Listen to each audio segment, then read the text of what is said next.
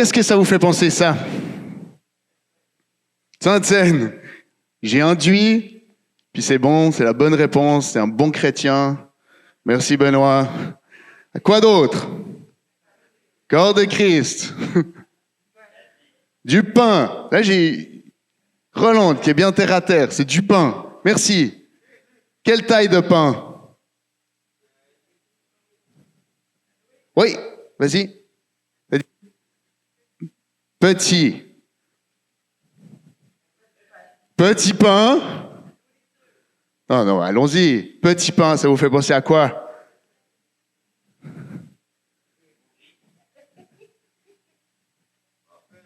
Né pour un petit pain, merci. Il y a des Québécois dans la salle, ça fait plaisir.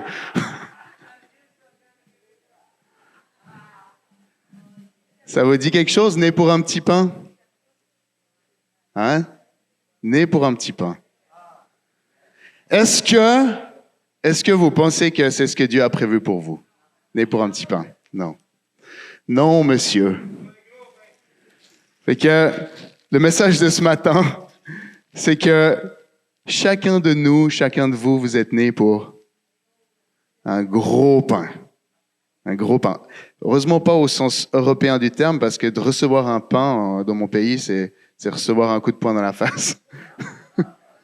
Du coup, il y a eu des jokes qui ont été faits. Jésus qui distribuait des pains. Vous pouvez imaginer. Donc, j'aimerais que vous gardiez ça en tête, ok? Si vous avez oublié, rappelez-vous, on est né pour un gros pain. Mais je suis sûr qu'on a tous une idée différente de ce que c'est un gros pain. Comme on a une idée différente de ce que c'est un petit pain. Donc, on va avancer ensemble ce matin, et puis on va voir qu'est-ce qu'entre autres ça veut dire avancer pour un petit pain.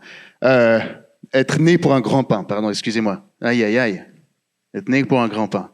La dernière fois, on avait vu que le regard, la manière dont on voit les gens, qu'on voit les choses, qu'on voit la vie, c'est pas juste ça n'a pas juste une influence sur notre cerveau, ça a une influence sur notre cerveau, mais après, ça a une influence sur notre action, sur nos actions. Je vous avais parlé d'une expérience qui s'appelle l'expérience de Rosenthal, où ils avaient commencé par des rats, puis finalement, ils avaient ils avaient agi sur des enfants, pas utilisé des enfants, mais où, dans le fond, ils avaient dit à certains enseignants, tels enfants, ils sont vraiment bons. Ils s'étaient arrangés par tout un stratagème pour faire comprendre tels enfants sont vraiment exceptionnels, tels enfants sont dans le fond bien ordinaires au niveau de leur intelligence. Puis ils l'avaient dit de manière aléatoire en fait. C'était juste un hasard comme ils avaient choisi les intelligents, les moins intelligents. Mais les enseignants, ils avaient traité ceux qu'on avait présentés comme intelligents différemment que ceux qui avaient été présentés comme ordinaires. Parce qu'on avait influencé par un stratagème leur vision de ces enfants. Et à la fin de l'année, ils avaient fait un test et ceux qui avaient été placés ou présentés comme les intelligents avaient mieux réussi les tests que ceux qui avaient été présentés comme ordinaires. Donc ça montrait à quel point, et c'était un total hasard. Il y avait rien de scientifique qui avait été fait. Il y avait pas des enfants. Il y avait des enfants plus intelligents que d'autres, peut-être, ou plus scolaires que d'autres. Mais peu importe, c'était pas ça qui avait été choisi. C'était vraiment un pur hasard. Mais ça montre à quel point notre regard, la manière dont on voit les gens, dont on voit les choses, les préjugés qu'on a dans le fond, ça influence aussi comment on va se comporter avec ces personnes. Puis on avait vu que une des choses qui bloquent, ou certaines choses qui bloquent la manière dont on voit les gens, c'est à cause de notre propre vécu. Si nous-mêmes, on a vécu des blessures, on a de la peine à voir les personnes, de voir leur plein potentiel. Spécialement peut-être les gens qui sont proches de nous s'ils nous ont blessés. C'est comme on va les enfermer dans un cadre parce que c'est comme il y a quelque chose qui a été affecté dans notre cœur. Puis du coup, on a de la peine à les libérer dans ce qui pourrait être. Au niveau de nos yeux, on a peine à voir le potentiel qu'ils pourraient avoir. Pareil pour les gens autour de nous. On va voir ce qui est croche, mais on a de la peine des fois à voir le potentiel qu'ils peuvent avoir. Donc, ça, c'était la dernière fois. Et je vous avais parlé de Zachée, où Jésus avait vu chez un homme qui était voleur, qui était crosseur surtout, quelqu'un qui pouvait faire du bien, quelqu'un qui pouvait être transformé. Puis c'est un homme qui a été transformé, c'est un homme qui a redonné ce qu'il a volé, puis c'est un homme qui a même donné plus aux pauvres. Et on avait parlé d'une deuxième personne. Est-ce que vous vous souvenez, si certains étaient là? Ça, c'est le test. Pour voir si vous êtes du côté... Non, c'est pas vrai. La femme adultère. La femme adultère. Puis c'est extraordinaire parce que c'est donc Jésus qui enseignait. On lui amène une femme et puis on lui dit, cette femme-là, elle a été prise en flagrant délit d'adultère. Elle a été prise avec un homme qui n'était pas son mari et la loi nous dit qu'il faut la lapider. OK? Lapider, c'est pas lapider, c'est lancer des pierres. Fait qu'il fallait la tuer en lançant des pierres. Donc, elle méritait, selon la loi, elle méritait la mort. Et Jésus, il dit que parce que bien sûr, il voulait le piéger. Jésus, il parle d'amour. Jésus, qu'est-ce que tu vas faire? Est-ce que tu vas obéir à la loi? Ou est-ce que tu vas désobéir à la loi? Est-ce que tu vas obéir à la loi puis on tue cette femme? Hein? Jusqu'où tu es prêt à aller, Jésus, pour être cohérent? D'accord? Et Jésus, il dit, c'est une phrase qui est extrêmement célèbre maintenant, il dit que celui qui n'a jamais péché lance la première pierre. Maintenant, on avait vu que c'est spécial, à commencer par les plus vieux, tout le monde part. Peut-être parce que quand tu as vécu un bout, tu réalises que tu n'es plus si extraordinaire que ça. Peut-être que tu as aussi, des fois quand on est flambant neuf, on se dit qu'on l'a l'affaire, puis qu'on va tout réussir. Puis petit à petit, au fur et à mesure de la vie, on réalise que dans le fond, c'est un peu plus difficile. Puis il y a des choix qu'on a faits qu'on n'aurait pas voulu, etc. Donc, comme si on a un regard un peu plus réaliste, peut-être. En tout cas, je trouve intéressant qu'ils disent les plus vieux partent d'abord. À la fin, il reste... Est-ce qu'il reste vraiment personne? Il reste qui? Il reste Jésus.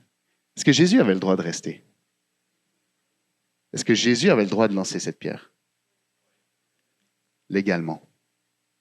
Puis on avait vu aussi que ça peut être facile, si on n'est pas touché par l'histoire, de dire, dans le fond, cette madame, pardonnons-lui. Mais si tu n'es pas le mari, puis que c'est pas toi dont le cœur a été brisé, quand tu te maries, tu fais une seule chair. Donc, s'il y a adultère, c'est vraiment un brisement qui est terrible. Donc, on peut dire, ah oui, mais il faut laisser faire. La loi était pour montrer à quel point, c'était pour démontrer la sainteté de Dieu, d'une part. Donc, de montrer à quel point c'était terrible de briser une alliance. Donc, on avait vu, puis je sais que j'avais choqué quelques personnes, est-ce que cette femme méritait la mort? La réponse était oui. C'est facile pour nous, modernes, de dire non, elle ne méritait pas la mort. Elle méritait la mort, mais qui d'autre méritait la mort? Ben, tous les autres. OK? Et c'est ça que Jésus était en train d'enseigner. Il disait que celui qui n'a jamais péché lui jette la première pierre. En gros, que celui qui ne mérite pas de mourir. Parce que dans un autre verset, il dit le salaire du péché, c'est la mort. Ça, c'est Paul qui dit. Donc, que Jésus était en train d'enseigner que dans le fond, celui qui ne mérite pas de mourir, lui, il peut lui jeter la pierre. Donc, il n'était pas en train de dire elle ne mérite pas de mourir. Il était en train de dire tout le monde mérite. Le seul qui peut rester, c'est moi. Et c'est pour ça qu'il se tourne vers la femme et il dit moi non plus, je ne te condamne pas. Mais pourquoi Jésus avait cette autorité de dire ça? Parce que nous, si on dit ça, ça a zéro poids. Ben, pas de problème. Moi non plus, je condamne pas la personne qui a fait du mal à autrui que je connais pas. Je la condamne pas, je la comprends. C'est une autre affaire si c'est cette personne qui t'a blessé là. OK? Donc nous, on a zéro autorité dans cette situation. Pourquoi Jésus avait cette pleine autorité de dire je ne te condamne pas, tout en restant cohérent? Parce qu'il était sans péché, mais pas seulement. Est-ce que Dieu avait choisi de fermer les yeux sur ce que la femme avait fait? Non. Pourquoi Jésus avait cette autorité de dire « Moi non plus, je ne te condamne pas », une des phrases les plus célèbres? Parce que Jésus a été condamné à sa place. Parce que le jugement a eu lieu, parce que la condamnation a eu lieu, les pierres ont été lancées. C'était des coups de fouet, c'était des coups de marteau, c'était des clous plantés. Mais Jésus avait toute autorité de dire « Moi, je ne te condamne plus ». Pas. Pourquoi? Parce que c'est moi qui vais prendre la condamnation à ta place. C'est pas juste une phrase en l'air. C'est une phrase on ne peut plus grounder parce que Jésus a pris sa place. Il dit, il y aura jugement. C'est juste que moi, je vais prendre ta place. Ça, c'est ce qu'on avait vu la dernière fois. Mais il y a une dernière phrase que Jésus dit, puis j'aimerais vraiment qu'on parle de ça maintenant. Avant de la laisser, qu'est-ce qu'il lui dit, Jésus? Va et ne pêche plus. Ça, c'est malade. Parce que Jésus, d'une part, il a pris la place de la femme, il a pris la place de tout le monde, mais il ne s'arrête pas là. Il ne dit pas juste, je prends la place pour que la conséquence que tu mériterais de mourir, tu n'aies pas besoin de vivre cette conséquence-là, mais il dit, je prends ta place aussi pour que tu puisses avancer dans une autre identité, dans une autre vie.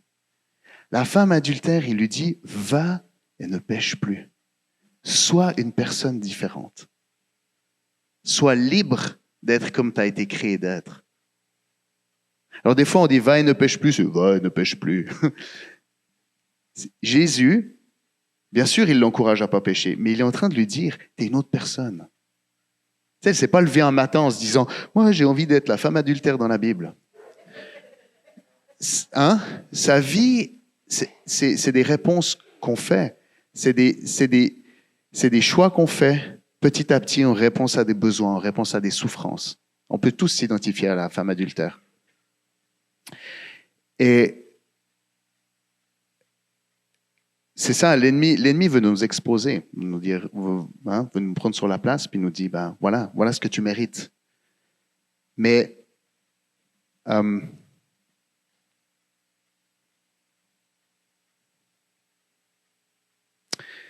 c'est comme si petit à petit, quand tu fais des choix, tu te vois d'une certaine manière. Et Jésus, il vient recevoir le pardon de Jésus, c'est de dire, moi je ne te condamne pas parce que j'ai pris ta place, ce que tu mérites, mais surtout je te vois aussi comme une personne qui est différente. Je te vois comme la femme qui n'a pas besoin de pécher. Et c'est ça le message que j'aimerais qu'on parle ce matin. Vous n'êtes pas né, parce que né pour du petit pain, il y a tout l'aspect financier, tout l'aspect des opportunités. Hein? Bien sûr que quelqu'un pourrait répondre encore plus longuement que moi, mais en gros, le petit pain, c'était une manière de se dire, ben, dans le fond, il nous reste le petit pain, puis nous, c'est correct. Hein? Les anglophones ou les protestants, ils ont les plus grosses opportunités, ils ont les plus grosses opportunités en affaires. Et puis, ben, nous, dans le fond, une manière aussi de survivre à notre condition, à une condition plus difficile, ben, tu dis, ben, dans le fond, je dois être né pour ça. Dans le fond, je dois être né pour du petit pain. Quand tu arrives dans ta souffrance dans la vie, finalement, tu dis, ben, la femme adultère, sûrement, elle s'est dit, mais dans le fond, je suis ça, là. Je suis comme ça. Hein? Je suis une personne qui est destinée à faire ce qui n'est pas correct. Et ces schémas qu'on a sur nous-mêmes ou qu'on a sur les autres, on pense que c'est une manière de répondre humainement à un standard que Dieu nous donne. On va revenir à ce point de la femme adultère, mais qu'est-ce que Dieu encourage, nous encourage, Jésus? Il dit, soyez parfaits comme le Père est parfait. Ça, c'est son standard. Soyez du gros pain, soyez parfaits comme le Père est parfait. Ça, c'est ce que Dieu espère pour nous. Dès le début, quand Dieu créa l'homme, c'est malade. Imaginez la création. Part de rien, le chaos. Qui était là à la création? Le Père, le Fils, Saint-Esprit. Saint-Esprit, il était là, au-dessus des eaux. Le monde est créé, Dieu parle, prophétise, que la lumière soit, la lumière est. Puis il crée la terre, il crée des choses extraordinaires, immenses, hallucinantes. Puis ensuite, à partir de la poussière, il crée l'humain. Il le crée à son image. Il lui dit, tu es à mon image. Voilà ton identité. Il souffle son esprit de vie dedans. Il ne souffle pas son esprit dans l'immensité. Il souffle son esprit dans une créature fragile, au milieu de la création. Et il ne lui dit pas, tu es faible, tu es fragile, reste assis, ne te fais pas mal. Je t'ai créé pour un petit pain, fait que dépasse pas trop. Il lui dit, remplis la terre, multiplie-toi. Ça, c'est le regard de Dieu pour chacun de nous. Remplis la terre, multiplie-toi. Quand Dieu, il nous crée, quand Dieu, il nous voit avec tout notre plein potentiel. Va et ne pêche plus. C'est pas juste deviens une personne, pour la femme adultère, va et ne pêche plus. C'est pas juste deviens une personne normale ou, tu sais, cette vie qui t'a amené, qui est dure, qui est difficile, va, sois une personne libre. Ça, c'est le regard de Dieu. Multipliez-vous, remplissez la terre. Dieu, il continue. Plus tard, il dit à Moïse, ça a été parlé par Jacob, à Moïse, il lui dit, va annoncer la libération de mon peuple. Non, mais je suis pas capable, j'ai la bouche pâteuse. Je serai avec toi. Dieu avait vu quelqu'un d'autre en Moïse que Moïse se voyait lui-même. Plus tard, Abraham, il lui dit, on t'appelle Abraham, moi je t'appellerai Abraham. Tu vas être père d'une multitude. Non, moi je suis bien correct, je suis déjà à bonne place pour moi-même. Sa femme, il lui dit, Sarai, tu deviendras Sarah. Ça passe de ma princesse à princesse. Pas juste la princesse d'un, mais la princesse pour plusieurs. Chaque fois que Dieu parlait dans la vie, il parlait prophétiquement. Il déclarait des choses sur la vie des gens. Il voulait libérer l'humain, libérer les peuples. Puis, plus tard, Jésus. Est-ce que ça, c'est juste l'Ancien Testament ou Jésus, il a continué comme ça? Continuer avec la femme adultère. Mais aussi, qu'est-ce qu'il dit à Pierre? Il lui dit, tu t'appelleras Pierre. Sur cette pierre, je bâtirai mon église. Plus tard, il lui dit ça. Il dit, tu t'appelleras Pierre, les portes de l'enfer ne prévaudront pas contre toi. Contre l'église, en fait, il parlait.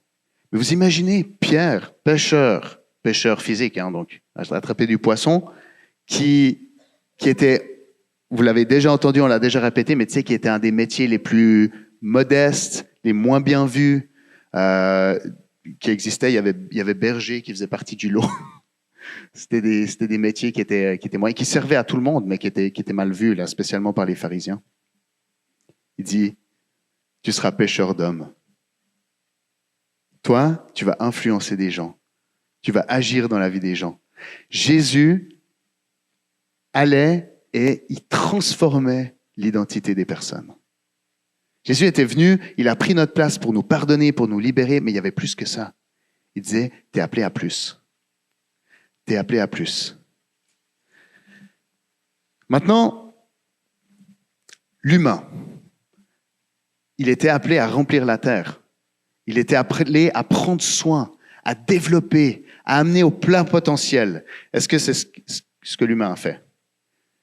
Non. On sait que Adam et Ève, ils ont malheureusement choisi de désobéir. Ils ont choisi de dire, moi, je vais choisir ce qui est bon et mauvais. Ok, je veux plus laisser Dieu choisir. C'est moi qui choisis ce qui est bon et mauvais. On va être comme Dieu. Je veux pas vous refaire toute l'histoire, alors que Dieu leur avait dit, je vous crée à mon image. Vous êtes comme moi. Et l'humain a décidé d'utiliser, de se servir tout seul, puis au lieu de prendre soin, d'amener au plein potentiel la terre, il a utilisé, appauvri. Et ça dure depuis longtemps, longtemps, longtemps. Puis il y a des sujets qui font l'actualité, comme le réchauffement de la planète ou d'autres affaires qui sont simplement une conséquence de l'humain qui est sorti de l'appel qu'il avait de libérer, de développer, d'amener au plein potentiel, plutôt utiliser, prendre. Et j'aimerais revenir à cette image de né pour du petit pain. Né pour du petit pain, quand on est arrivé à la phrase gentiment, j'ai entendu dans la salle, c'est comme, ah non, mais moi je suis pas d'accord avec ça. Moi je veux pas. Il y a pas beaucoup de gens qui sont d'accord avec né pour du petit pain, là. On n'a pas envie de ça. Hein? On aimerait être né pour du gros pain. Sauf qu'on veut pas trop que les autres soient nés pour du gros pain. On aimerait que le gros pain nous arrive dessus, mais on n'est pas trop à l'aise avec le gros pain non plus. Financièrement parlant, en tout cas. Vous savez quoi? En Suisse, c'est un peu semblable aussi. On aime bien aussi que personne dépasse trop du lot. Donc, on essaie de se retenir un peu parmi. Hein? Restons ensemble. Hein? Au moins, si on a tous du petit pain, on est ensemble, on est unis. Alors là, vous pouvez vous dire, ça marche au niveau financier. Mais il y a une autre phrase qui va un petit peu avec ça, qui dit, faut pas être plus catholique, faut pas être plus catho que le pape.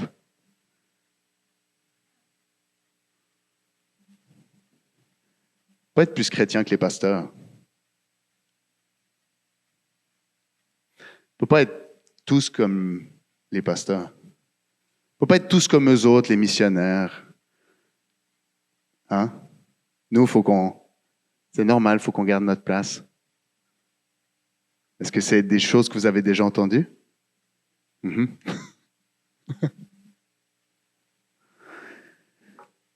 Mais dans le fond, on aimerait quand même être telle chose ou telle chose. On aimerait quand même avoir un grand pain. Alors, est-ce que c'est mauvais en soi d'avoir un grand pain? Non. Par contre, dans le monde, ou une manière de réaliser, c'est de dire, mais moi aussi, j'ai droit à un grand pain. Fait qu'il y a plein de gens, ça commence vraiment maintenant au Québec depuis plusieurs années, d'avoir des entrepreneurs québécois, des entreprises florissantes, la mentalité qui change. Puis c'est vraiment une belle chose. Mais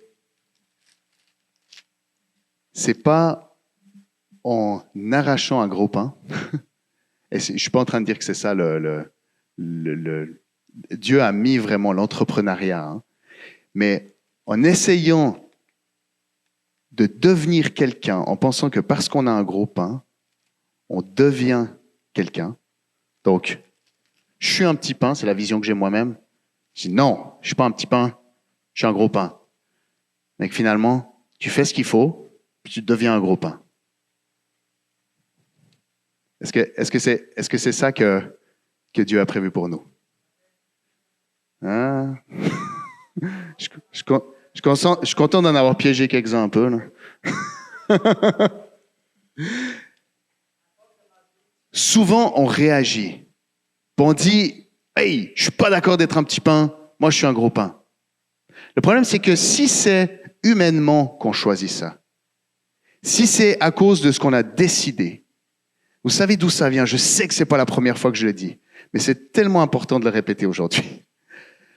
Le diable, quand Adam et Ève voulaient manger du fruit, il vient vers eux, puis il leur dit, « Hey les amis, Vous avez le droit de tout faire? Non, on n'a pas le droit de manger cet arbre. Ah ouais? Vous n'avez pas le droit de manger cet arbre? Pourquoi? Parce que si on mange de cet arbre, on va mourir. Mais non, vous n'allez pas mourir. Le seul truc qui risque de vous arriver, c'est que vous allez devenir comme Dieu. Et Dieu, il veut pas ça. Et là, il mange le fruit. En gros, il décide de devenir comme Dieu. Mais ce qui a changé, et ce qui est vraiment extraordinaire, c'est de réaliser qu'ils étaient comme Dieu à cause de ce que Dieu avait décidé. Comment il les avait créés? Il avait dit, moi, je te crée du gros pain. Pourquoi je te crée du gros pain? Parce que tu es à mon image. Et moi, je suis un méchant gros pain, je t'explique. Fait que moi, je te crée du gros pain. OK? Et c'est pour ça que tu es du gros pain. Et ce que l'ennemi est venu faire, c'est qu'il a réussi à mentir. Il a dit, le seul moyen que tu sois du gros pain, c'est si tu fais quelque chose, si tu manges du fruit. Et c'est pour ça que depuis des centaines d'années, on fait pour devenir, au lieu de faire confiance à celui qui nous a créés. Et Jésus, il est vraiment venu restaurer et racheter tout ça. Alors vous me dites, j'ai cru qu'on allait parler du prophétique ce matin. On s'en vient. Mais j'ai besoin que vous compreniez que le regard qu'on a sur nous-mêmes, ce qu'on veut atteindre, c'est complètement biaisé par ce que l'ennemi a fait il y a des centaines d'années. Et des fois même, en tant que chrétien, on continue là-dedans. Alors, on veut peut-être pas avoir de l'argent puis que les autres soient pauvres, mais on veut devenir un pape ou un chrétien meilleur que les autres. Et puis on veut arracher ce gros pain, on veut être reconnu, on veut être important.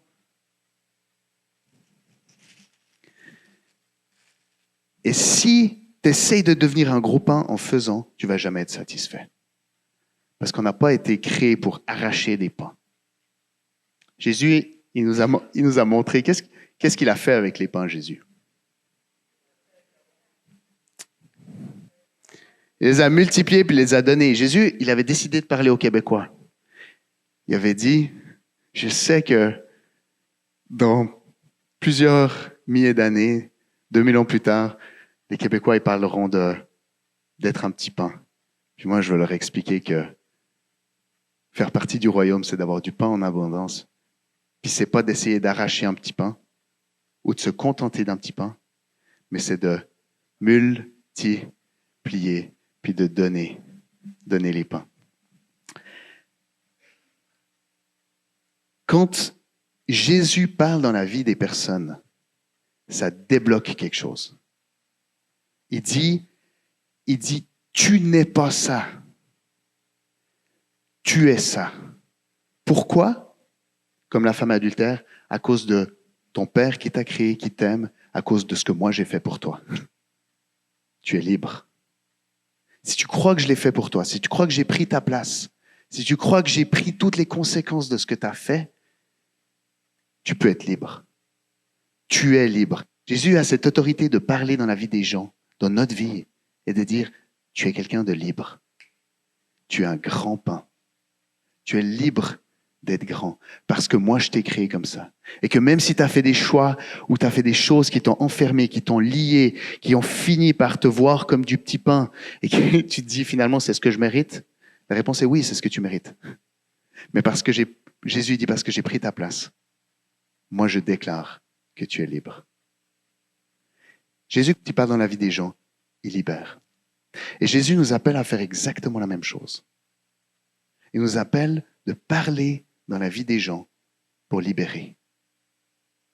Parce que c'est normal qu'on se voie selon la conséquence de nos vies. Il y a je vous parle beaucoup de pédagogie ou d'éducation, c'est parce que c'est ça mon métier à la base. Je suis enseignant spécialisé. C'est pour ça que je vous ai parlé de l'expérience sur les enfants. Il y a un autre principe qui s'appelle l'impuissance apprise en pédagogie. C'est quand tu fais échec sur échec sur échec à l'école, tu finis par intégrer le fait que tu n'es pas capable. Ça finit par influencer tout ton être. Avant même de commencer, tu tu sais, c'est comme tu sais que tu vas pas y arriver, et du coup, tu n'y arrives pas. Il y a des enfants qui seraient capables de faire des additions ou qui seraient capables de faire de la lecture, mais qui n'y arrivent pas parce qu'ils sont arrivés échec par échec par échec.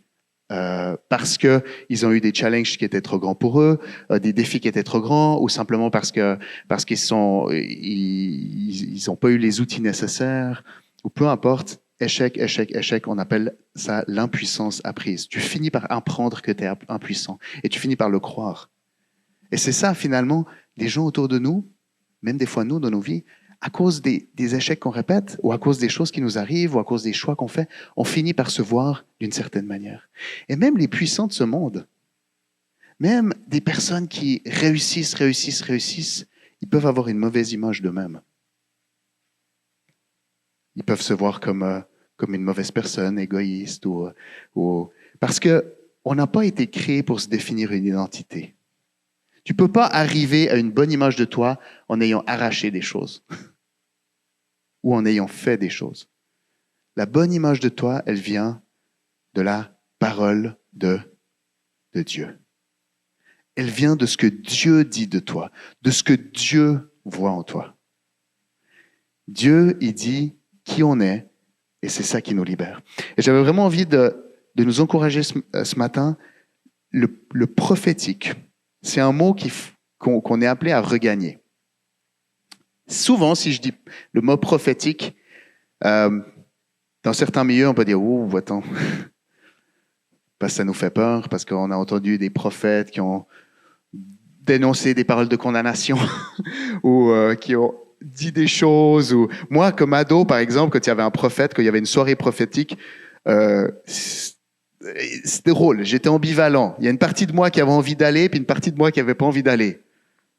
La partie de moi qui n'avait pas envie d'aller, c'est simplement parce que je savais à quel point j'étais croche à l'intérieur, puis j'avais pas envie que le prophète il me pointe du doigt, puis qu'il me dise « Toi là, le garçon au fond, je te vois seul dans ta chambre, je connais tes pensées. » Puis qu'il me dévoile comme un livre ouvert. Mais j'étais quand même attiré, intrigué par l'aspect spécial et puis un petit peu surnaturel et tout. Fait que j'y allais, puis je m'arrangeais pour pas croiser son regard. Un petit peu comme quand t'es un spectacle de cirque, puis tu veux peut-être pas être pris pour faire... hein, tu t'arranges pour qu'il te regarde, pour être la personne qui choisisse pour démontrer et tout. Va pas t'asseoir au premier rang. Hein. C'est parce que on a cette image que le prophétique au niveau étymologique, ça veut simplement dire pro c'est avant et puis ça vient du verbe dire avant, hein, dire à l'avance. Donc on a cette image que une prophétie annonce ce qui va se passer. Et on a un peu cette image des prophètes de l'Ancien Testament qui annonçaient des malheurs. Si on a juste cette vision-là du prophétique, ça veut dire que on a une vision, ce qu'on appelle fataliste du monde chrétien ou de la chrétienté, du christianisme. Excusez-moi, je cherchais le mot. Est-ce que ce qu'on a dit avant, Jésus qui prend la place de la femme adultère, Jésus qui prend notre place, qui ne nous laisse pas dans notre identité, qui vient prendre notre place, qui nous arrache à ce qu'on était condamné, qui nous place libres, est-ce que ça, c'est de la fatalité? Absolument pas. C'est le contraire de la fatalité. C'est Jésus qui vient combattre la fatalité, combattre même une condamnation juste par la loi, par tout ce qu'on avait fait, qui vient nous arracher et qui vient nous libérer. Ça, c'est l'anti-fatalité. C'est le opposite fatality. Et le prophétique, c'est pareil. Plusieurs fois, quand Dieu parle, même, prenez l'histoire de Jonas, même dans l'Ancien Testament. Jonas, Dieu dit à Jonas, va annoncer à Ninive que je vais tous les détruire. Jonas, il dit, non, je n'ai pas envie d'aller. Vous connaissez l'histoire, il essaye de fuir, il y a une tempête, il finit dans un poisson. Là, il dit, oh Seigneur, je ne sais pas bien ce que j'ai fait. Forcément, il est dans le ventre du poisson. Je me repens, si tu me donnes la vie sauve, j'irai faire ce que je suis censé faire. Il est recraché, il va dire aux habitants de Ninive, vous allez être détruits. Qu'est-ce qui se passe? Comment les habitants de Nénive réagissent? Ils se repentent. Ils se repentent. Est-ce qu'ils sont détruits? Non. D'ailleurs, on apprend même plus tard que Jonas, c'est un peu ça qui l'énervait, parce qu'il savait qu'il allait aller, puis que lui, il avait soif de justice. Il savait que s'il allait, il connaissait Dieu, il savait que Dieu était bon, il savait que s'ils se repentaient, ils allaient pas être détruits. Puis c'est ça qui énervait Jonas. Il dit, je savais Dieu que tu allais faire ça. Dieu, quand il parle, c'est pas par fatalité. On avait même vu dans la lettre à Laodicée, quand il dit « Je te vomis de ma bouche », c'est pour faire réagir. Dieu, c'est toujours pour transformer qu'il parle. Et c'est pareil avec son regard positif, comme avec des déclarations. Donc, le prophétique, j'en arrive là, le prophétique n'est pas annoncer ce qui va de toute façon se passer, mais c'est de déclarer comment Dieu voit les choses, de le dire avant que ça soit une réalité, dire à l'avance. C'est pas dire parce que ça va arriver, c'est dire comment Dieu voit les choses, parler ce que Dieu dit, et en fait, c'est créer et faire arriver ces choses. Quand Jacob il entend qu'il a un cœur d'enfant, ça vient débloquer quelque chose chez lui. Après, tu peux choisir de rentrer là-dedans ou pas. Tu peux choisir de marcher en étant un enfant, ou tu peux choisir de marcher. Tu dis, non, moi je n'ai pas besoin d'être un enfant. Hein, je veux devenir un grand-pain tout seul. Et moi, j'ai reçu plusieurs paroles comme ça qui m'ont débloqué. Entre autres, une parole, je me rappelle, un enfant pour certaines personnes, ça sera rien, mais pour moi, à cause de mon histoire, ça m'a fait du bien. Je ne sais plus si on était mariés ou si on sortait ensemble avec Nat, on s'occupait d'un groupe d'enfants. On avait eu un temps où on écoutait Dieu les uns après les autres, un peu comme ils ont fait dans l'école des disciples. Puis j'étais avec des enfants de 5-6 ans. Puis un enfant qui se tourne vers moi, puis qui dit Dieu dit que tu seras un bon père. C'est tout. Excusez, c'est encore une parole qui résonne dans mon cœur. Parce que, ceux qui connaissent mon histoire, mon père est parti quand j'étais bébé. J'ai pas eu d'exemple de ce côté-là. Mais cette parole, c'est ce que Dieu a déclaré sur ma vie. Et j'aurais pu me dire, ok, parfait, je vais m'asseoir sur un sofa, puis je vais attendre que ça arrive. Si j'avais attendu, on n'aurait déjà pas eu de bébé. Mais ensuite, ça a débloqué quelque chose en moi. J'ai choisi de me voir comme un bon père potentiel. Et je ne suis pas un père parfait. Hein. Si vous pensez que c'est le cas, demandez à mes enfants. Demandez à Joachim, par exemple. Il est là, vous pouvez lui demander. Je ne suis loin pas un père parfait. Mais Dieu a changé quelque chose en moi. Et il a créé quelque chose en moi. Et sa parole, son regard sur moi, continue à créer qui je suis.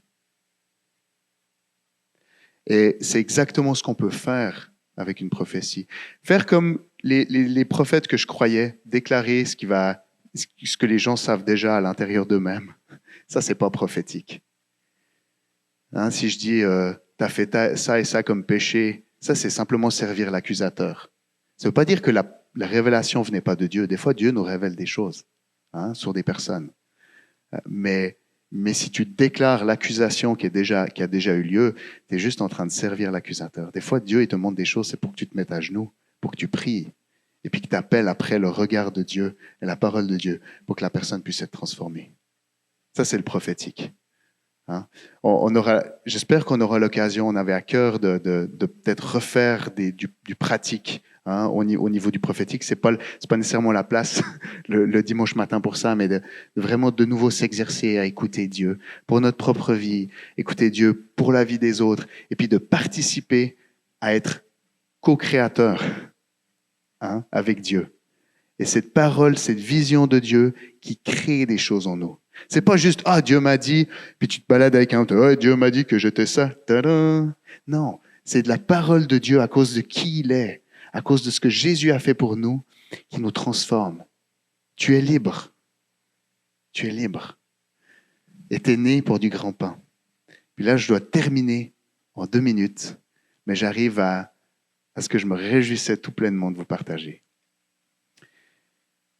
Quand Jésus, il dit, vous allez remplir la terre, il dit à ses disciples, remplissez la terre. Là aussi, les disciples, ils s'étaient dit, ah ben c'est juste pour nous, juste pour les Juifs, petits. Restons à Jérusalem, restons safe. Non, remplissez la terre. Faites des disciples partout. Mais il leur dit une chose, je serai avec vous tous les jours jusqu'à la fin du monde. C'est exactement ce qu'il avait prévu dans le jardin d'Éden. L'arbre de vie, c'était la communion avec Dieu tous les jours, tout le temps. Pour faire le mandat de Dieu, pour remplir la terre, pour amener au plein potentiel, pour développer, pour faire des disciples, pour parler prophétiquement, il faut être rempli de Dieu. C'est jamais en dehors de Dieu qu'on peut être qui on est. Si on essaye d'arracher notre identité en dehors de qui est Dieu, nous n'en avons pas d'identité. Un tableau qui a été peint par Van Gogh, s'il n'est plus peint par Van Gogh, c'est de la peinture. Mais parce que le tableau est lié à Van Gogh, c'est un Van Gogh. On l'appelle un Van Gogh d'ailleurs. Ou un Pollock, ou un whatever. Donc, notre identité est intimement liée à Dieu. On ne peut pas être qui on est appelé à être sans la présence de Dieu en nous. Ça peut être tellement tragique de penser que la vie chrétienne, c'est simplement de ne pas payer pour nos péchés, puis d'être sauvé, puis d'aller au ciel. Ce que Dieu voulait intimement, c'était vivre en nous. Vous imaginez l'Esprit de Dieu, le même Esprit qui était là à la création, qui vient habiter en nous. J'aimerais vraiment que toute cette semaine, il n'y a rien de magique à la Pentecôte, mais à la Pentecôte, dans une semaine, on se rappelle que le Saint-Esprit est venu et descendu. Et toutes ces choses que Jésus avait prophétisées sur les disciples ont pu être effectives à ce moment-là. Si les disciples avaient dit « Ok, Jésus, t'as dit ça de nous, on y va », puis ils seraient débrouillés tout seuls. Désolé d'être sorti du cadre. ils seraient partis tout seuls, ils l'auraient fait tout seuls. Ils n'auraient pas réussi. Ça, c'est ce qu'on appelle, c'est ce qu'avaient essayé les pharisiens. Le standard est parfait. On va y arriver tout seul, sans l'Esprit de Dieu. Ça, c'est ce qu'on appelle le légalisme. C'est quand tu te fixes des buts, mais que tu n'as pas la force de le faire. Le Saint-Esprit, c'est la puissance en nous pour nous permettre de vivre la vie prophétique que Dieu a pour nous. Si on n'est pas prêt à laisser le Saint-Esprit prendre plus de place en nous, on va à la mort. C'est tragique. Parce qu'on essaye de vivre une vie qu'on n'a rien dedans, comme un ballon dégonflé. L'esprit, c'est comme l'air. Il donne toute la force au ballon. On ne le voit pas. Mais un ballon rempli d'air, tu sais s'il est rempli d'air ou s'il n'est pas rempli d'air. En tout cas, si tu frappes dedans. Tu peux faker, là, tu peux le faire tout beau, mais une fois que tu frappes dedans, s'il y a de l'air, il y a de l'air. S'il n'y en a pas, il n'y en a pas. Le Saint-Esprit, c'est pareil. Le Saint-Esprit, on ne peut pas vivre la vie qu'on est appelé à vivre sans être rempli de l'Esprit, sans que l'Esprit déborde. Et j'aimerais vraiment que toute cette semaine, ceux qui sont à la maison aussi, vous puissiez méditer là-dessus. Puissiez espérer, comme les disciples, ils espéraient. Les disciples, ils étaient dans la chambre haute, ils ont prié, ils disaient « Seigneur, fais quelque chose ». Alors, ce n'est pas quelque chose qui doit arriver, l'Esprit est déjà en nous. Si on a accepté Jésus comme son sauveur, l'Esprit, mais c'est comme d'espérer encore plus. Puis si tu n'as jamais, si tu te sens plus comme la femme, tu dis « Moi, je suis que du petit pain ». Tu n'as jamais accepté que tu peux être libéré par Jésus. Jésus a pris ta place. Et puis qu'il veut que tu sois rempli du Saint-Esprit. Tu peux lui demander. Et pendant toute cette semaine, j'aimerais vraiment pas juste un dimanche matin, one-shot deal. Mais cette semaine, réfléchissez tous les jours. Que la semaine prochaine, on arrive prêt à la Pentecôte. Pas qu'il va se passer quelque chose de magique. C'est rien à voir avec ça. Mais c'est bon d'espérer en Dieu. Espérez, dites, remplis-moi ou déborde en moi, révèle-toi encore plus en moi. Saint-Esprit, j'ai besoin que tu prennes plus de place. Parce que j'ai aucun autre moyen de vivre la vie que Dieu m'a appelé à vivre sinon. Et j'arrive là, je termine là. La vie de Dieu, il dit qu'on est on est des sources d'eau vive pour d'autres. La vie qui est en nous, elle est pour d'autres. Si on est rempli de l'Esprit, qu'on déborde de l'Esprit, c'est ça le regard de Dieu, les paroles de Dieu qui débloquent les choses chez les gens. Comme ça a débloqué des choses en moi, comme en Jacob, comme en d'autres personnes. On peut débloquer ça sur d'autres personnes pour leur dire, t'es né pour être du grand pain. Pourquoi? Parce que Jésus, qui est le pain de vie, il est en moi et il veut être en toi.